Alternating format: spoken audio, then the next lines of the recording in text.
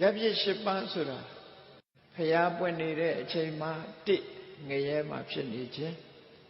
နှစ်တိရစ္ဆာန်ဖြစ်နေခြင်းသုံးပြိတ္တာဖြစ်နေခြင်းလေးတက်တန်းရှိတဲ့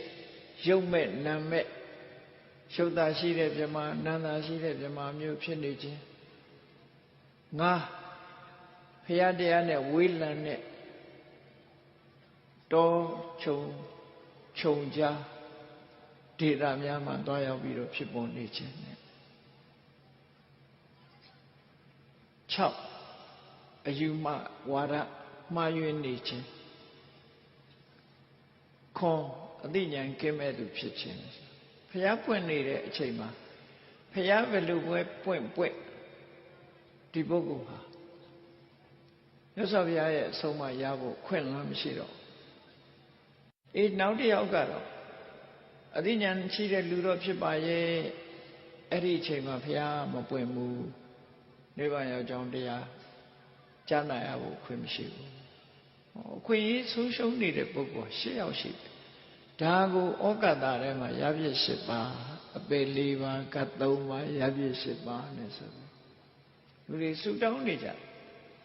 ကိုယ့်ကိုစဉ်းစားကြည့်အခုရပြည့်၈ပါးကိုလွတ်နေသလားလွတ်နေရင်အခွင့်ကောင်းရနေပြီအခွင့်ကောင်းရနေတဲ့အချိန်လေးမှာလူတိုင်းဟာအခွင့်အရေးကိုအခွင့်အရေးမှန်သိရလားလို့ဆိုမသိသေးဘူးဘာလို့လဲ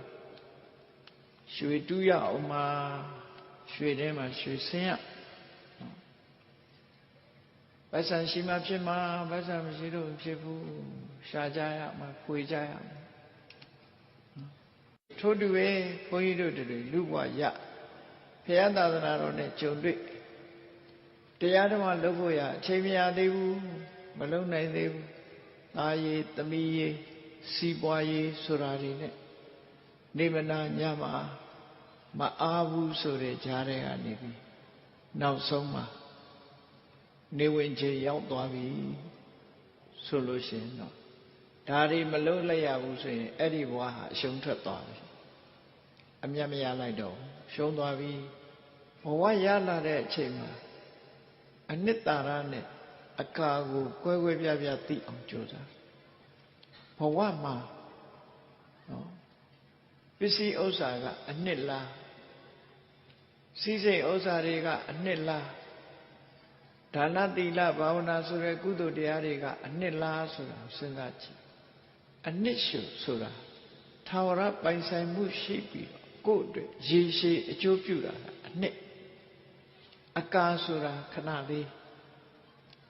ဘယ်အရာပဲဖြစ်ဖြစ်အကာဟာခဏလေးနဲ့ပြတ်တယ်အနှစ်ဆိုတာကြာရှိခံအဲ့တော့ကြာရှိခံတဲ့ဟာကိုလုပ်မလားတတန်းတူတဲ့အရာနဲ့ပဲအချိန်ကုန်သွားမလားဒါကိုယ်ကိုစဉ်းစားဖို့လို့အဲ့တော့အကာဆိုတာဘာတွေတော့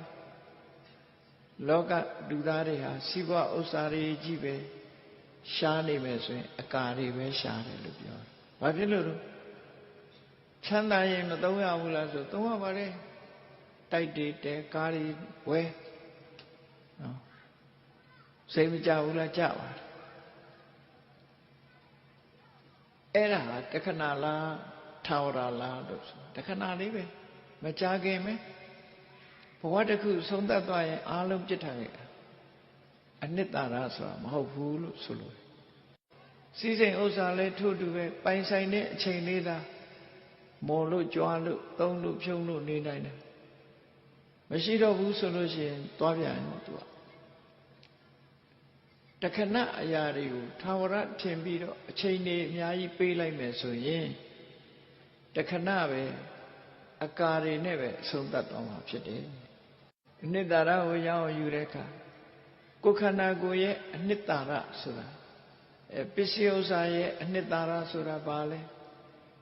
ဒီစီးပွားဥစ္စာရှာလို့ရတဲ့ထဲကဒါနကောင်းမှုပြုလိုက်ပြီဆိုရင်ဒါအနှစ်သာရ